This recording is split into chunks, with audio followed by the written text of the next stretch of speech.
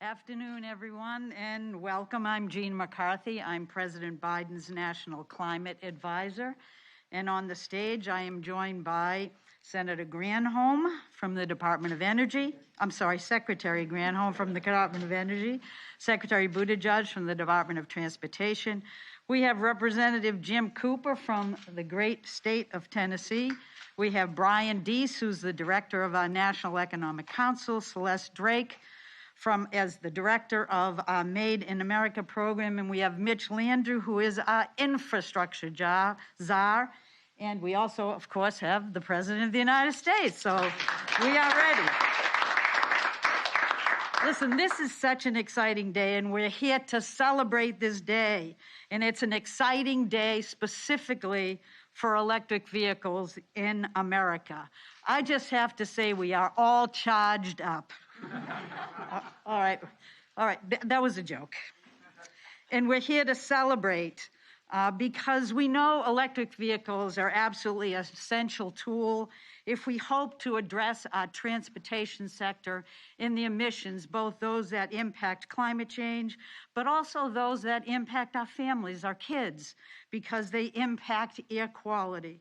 But you may not know, unless you've driven an electric vehicle before, that once you drive one, you ain't ever going back, because their performance and the cost savings they offer to our consumers are absolutely essential as we move forward. It is what is going to make the transition to an all-electric future possible.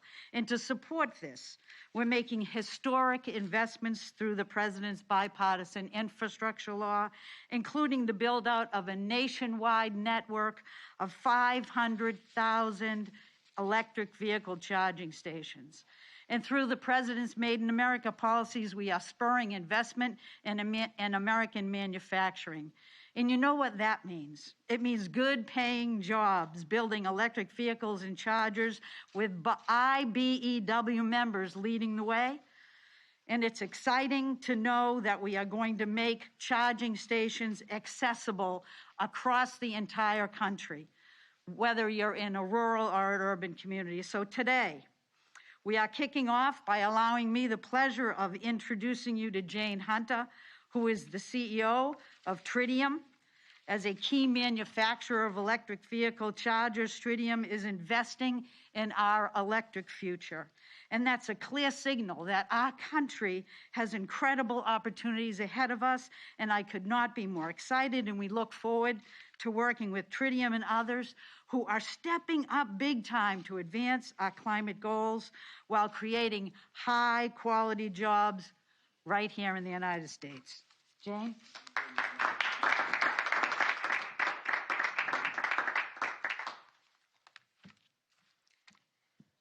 Thank you, Gina, and good afternoon, Mr. President, Secretaries Granholm and Buttigieg, and of course to Jim Cooper from Tennessee. It's a pleasure to join you all here today. I'm Jane Hunter, the CEO of Tritium, a global leader in DC fast charge technology for electric vehicles. It would be an understatement to say that this has been a very exciting month for Tritium. We listed on the NASDAQ, we rang the bell on Australia Day on the 26th, and now we have this opportunity to share Tritium's US manufacturing plans with the American people. Tritium is a great story of American-Australian partnership, continuing our two countries' historic alliance in world conflicts, trade, the environment, and technology. The Tritium mission is really simple. 2 words: electrify transportation. This vision of transport powered by renewable energy has inspired our team since 2012 when we built our first fast charger. A seismic technology change is on foot here. Electric cars, vans, buses, aircrafts, boats, these are the future of transportation. And for nations to prosper and gain economic benefit from this transition, they must be leaders in both the EV uptake on one hand and the supporting infrastructure and energy rollout on the other. Nations that are the forefront of this electric future will benefit economically and will see a very substantial improvement in human health and the environment by acting rapidly and with courage. And that's what America will achieve with President Biden's bipartisan infrastructure law.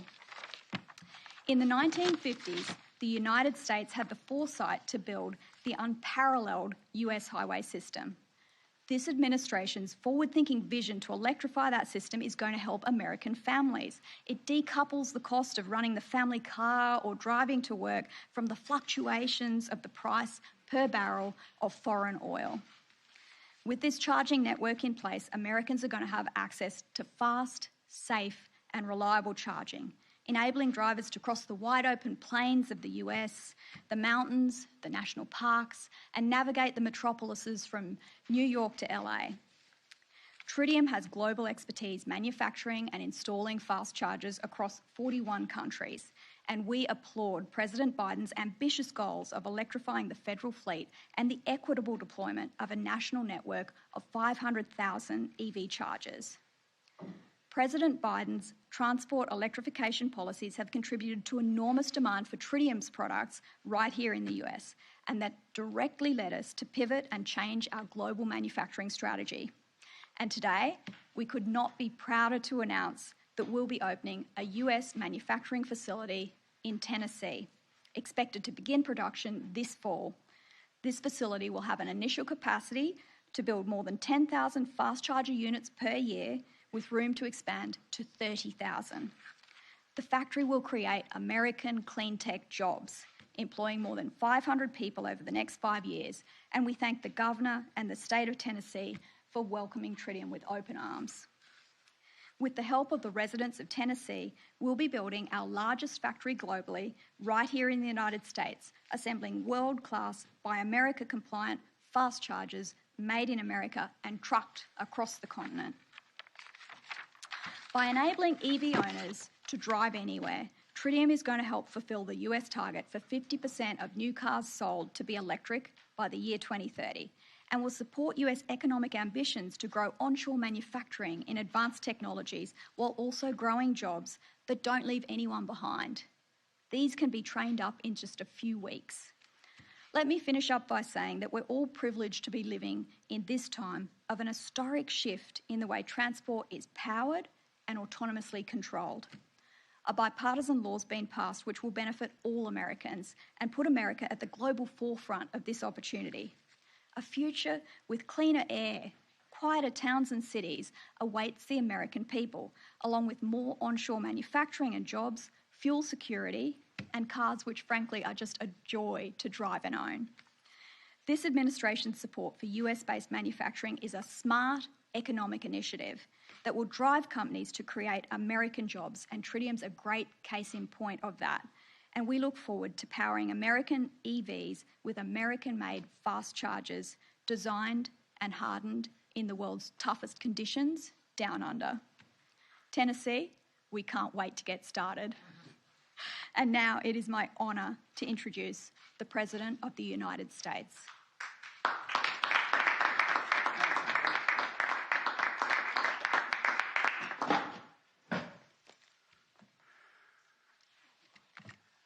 Jane, thank you. Thank you very, very much. I want to thank Secretary Granholm and Buttigieg and Gina McCarthy for being here today, and Congressman Jim Cooper, an old friend who did an awful lot to get this to go in Tennessee. And Governor Bill Lee of Tennessee, he deserves credit as well. He wasn't able to be here today, but he worked hard to help make this happen. Another example of what America can achieve when we come together, Democrats and Republicans, to get things done. The new manufacturing facility of Tritium that's announced today is more than just great news for Tennessee. Yes, it's going to create more than 500 good-paying jobs in Tennessee, but it's going to deliver greater dignity and a little more breathing room to workers and their families, and it's going to have a ripple effect beyond and far beyond the one state. This is great news for workers across the country, for an economy, and frankly, for the planet.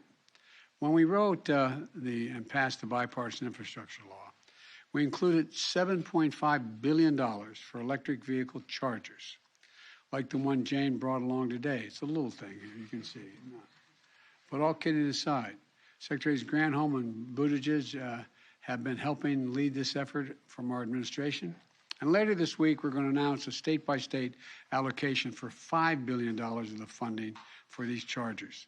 So states can start making plans to build out what will become a national network of electric vehicle chargers. Tritium's new facility is going to produce up to 30,000 of these chargers every year.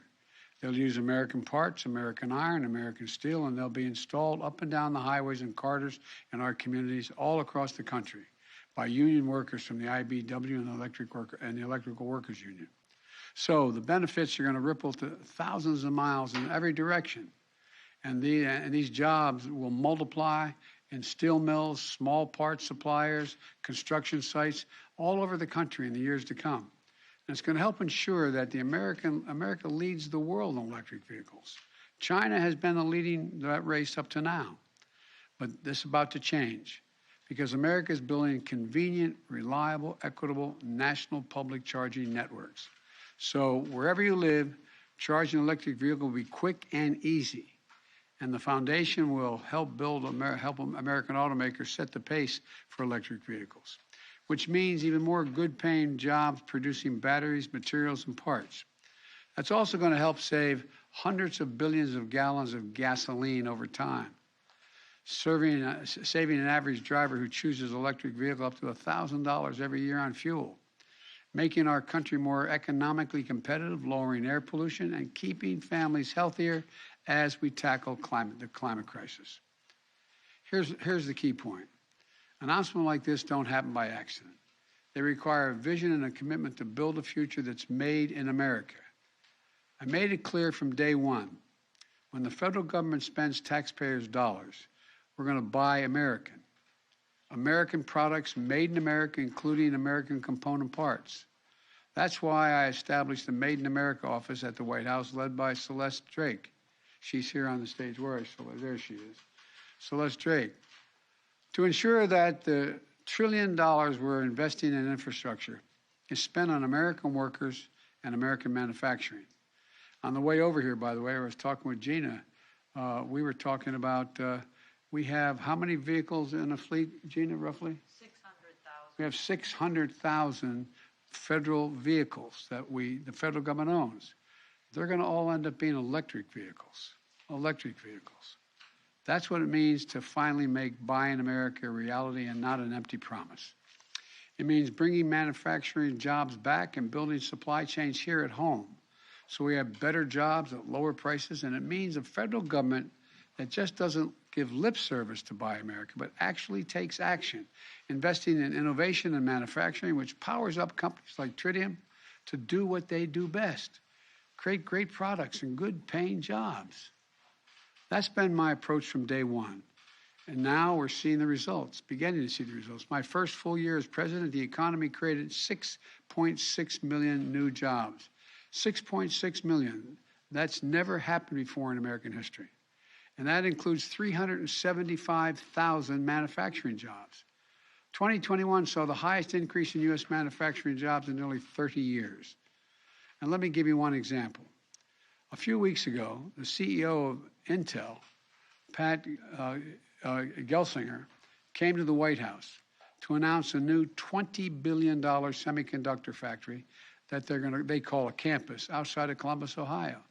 I had the two senators from Ohio here standing with me, one Republican, one Democrat, creating 7,000 construction jobs at that facility and 3,000 permanent jobs running the facility with an average salary running the facility at $135,000 a year. Those semiconductors, microchips, power virtually everything in our everyday lives. Cell phones, automobiles, refrigerators, the internet, the electric grid. Without semiconductors, those things cannot fully function. So the spinoff of this is that we're going to create thousands of additional jobs, helping build America's products here in America. Manufacturing automobiles and appliances, and so much more. And it's going to help ease inflation. One of the reasons automobiles cost so much is they're responsible for 1/5 of the recent inflation is because they lack semiconductors. They're not able to build them quick enough, so the price goes up higher because there's fewer to sell. Intel's announcement helps us fix that problem. And Intel isn't alone. Since 2021, companies have announced investments totaling more than $200 billion in domestic manufacturing here in America. From iconic companies like GM and Ford building out new electric vehicle production to Tesla, our nation's largest electric vehicle manufacturer, to innovative younger companies like Rivian building electric trucks, or Proterra building electric buses, which I saw at a virtual tour last year when I met with the CEO virtually, and they really impressed me. These companies joining Intel, bringing microchip manufacturing back to America after decades of decay. From Texas Instruments to Samsung in Texas to TSMC in Arizona, we're seeing the beginnings of an American manufacturing comeback. This is not hyperbole. This is real. This is genuine. This is real. You've heard me say all along when I was running and since I've gotten there, the world's at an inflection point. Things are going to change in big ways. And this is one of those transition moments. 2 weeks ago, I went to Pittsburgh, where the Union Pacific Railroad announced the largest purchase of American-made electric battery locomotives in history, built by American workers in Erie, Pennsylvania. And these locomotives aren't only going to be sold here in America and take a heck of a lot of pollution out of the air. They're going to be sold in countries around the world. They're going to be buying them, just like they're going to buy American-made electric cars. And just like we heard last week when Boeing announced a $20 billion deal right here in the White House to sell American-made aircraft to one of the major airlines in the Middle East, Qatar Airways, supporting tens of thousands of good-paying American manufacturing jobs. So we're seeing the same thing in planes, trains, and automobiles. Other countries recognize what's happening here. They want to buy American as well. They're ready to bet on America and American workers who built the middle class, earning good pay and benefits and the right to organize. Today's announcement is part of the drumbeat of jobs resurgence like more than anything we've seen before. And by the way, House of Representatives passed a bill on Friday providing over $90 billion for research and development, manufacturing all those elements of the supply chain needed to produce end products right here in America. We can keep delivering more announcements like this one. And the House and Senate are working to deliver a final bill to my desk. The bottom line is the United States is in a position to outcompete the world once again. And I look forward to working with governors, Republican and Democrat, to keep that drumbeat going. So let's keep coming together to invest in the backbone of America, and American manufacture, and the workers who make it run. Because when we do, there's no limit to what we can achieve. None. Thank you, and may God protect our troops. We got a lot to look forward to. Thank you very much. President, how was Macron's meeting with Putin? How was Macron's meeting with Putin, Mr. President? Building a right-to-work state. It's a right-to-work state. No, sir.